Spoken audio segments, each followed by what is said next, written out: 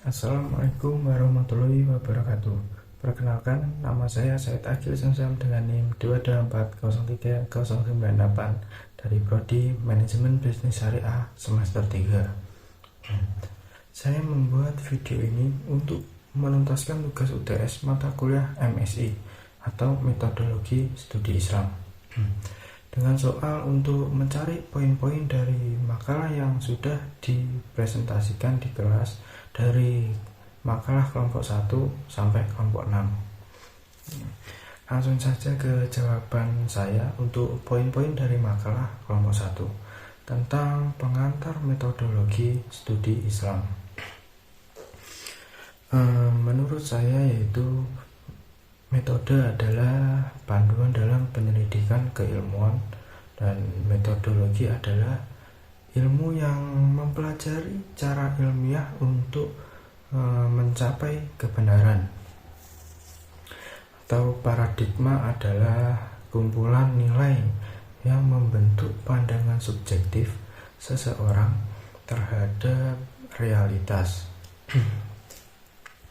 Ruang lingkup studi Islam dalam orientalisme barat mencakup ajaran seperti doktrin, pemikiran, teks, sejarah, dan institusi Islam. Awalnya, minat sarjana barat terhadap Islam dikaitkan dengan kepentingan kolonialisme dan sasaran studi Islam melibatkan aspek keagamaan dan keilmuan. Studi Islam menggunakan berbagai metodologi seperti ilmu kalam, ilmu usul fiqh, ilmu hadis, dan ilmu tafsir. Untuk poin-poin dari makalah kelompok 2 tentang manusia dan kebutuhan doktrin agama, menurut saya yaitu doktrin agama memainkan peran penting dalam kehidupan manusia, memberikan landasan moral, etika, makna, dan inspirasi. Agama juga membantu dalam menjawab pertanyaan eksistensial dan menghadapi perubahan.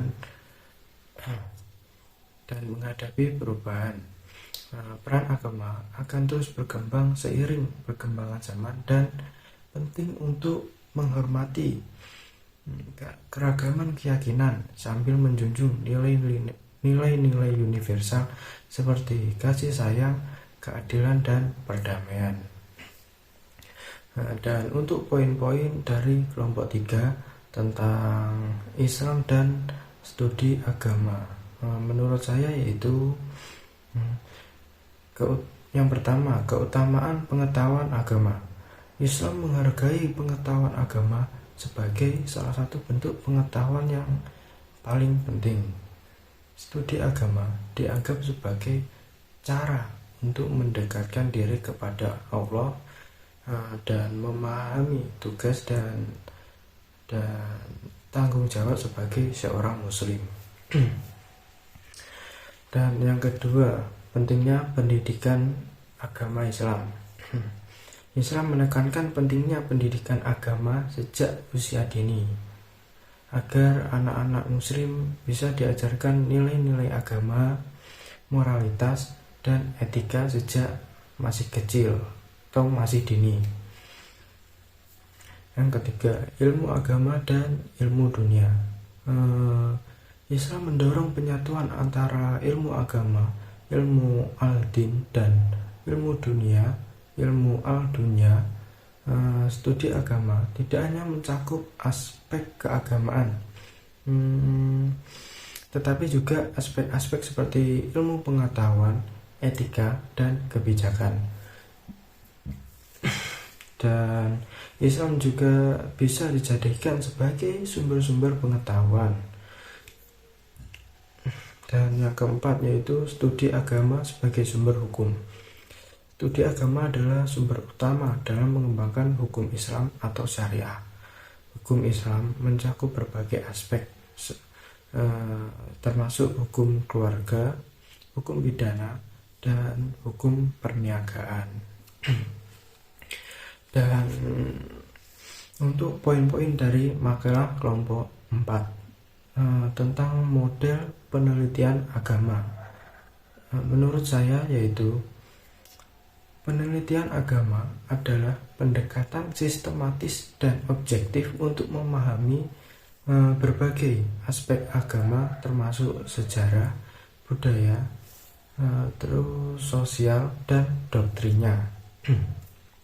Model penelitian yang digunakan bisa bervariasi seperti analisis sejarah, lintas budaya, eksperimen, observasi partisipatif, riset survei, dan analisis isi, tergantung pada tujuan dan pendekatan penelitiannya. Agama memiliki dampak yang luas pada kehidupan manusia, mencakup aspek spiritual, budaya, sosial, dan politik. Dan penelitian agama membantu dalam memahami nilai, keyakinan, dan praktik keagamaan yang memengaruhi individu dan masyarakat. Ini memberikan wawasan tentang kompleksitas agama dalam konteks kehidupan manusia dan berperan penting dalam memahami peran agama dalam membentuk budaya, sejarah, dan dinamika sosial di seluruh dunia. Dan untuk poin-poin dari makalah kelompok 5 tentang Islam sebagai sumber ajaran, menurut saya yaitu Islam merupakan agama yang ajarannya bisa diterima oleh semua umat, kapanpun dan dimanapun.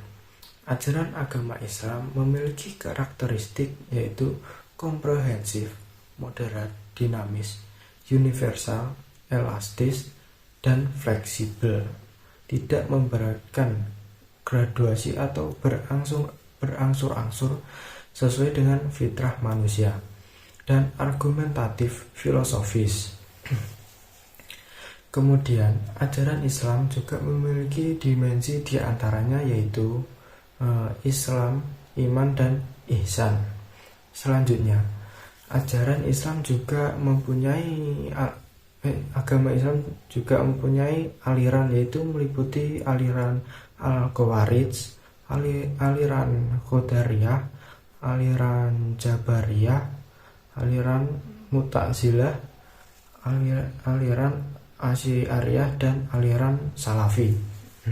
Dan untuk poin-poin dari makalah kelompok 6 tentang sumber dan karakteristik ajaran Islam, menurut saya yaitu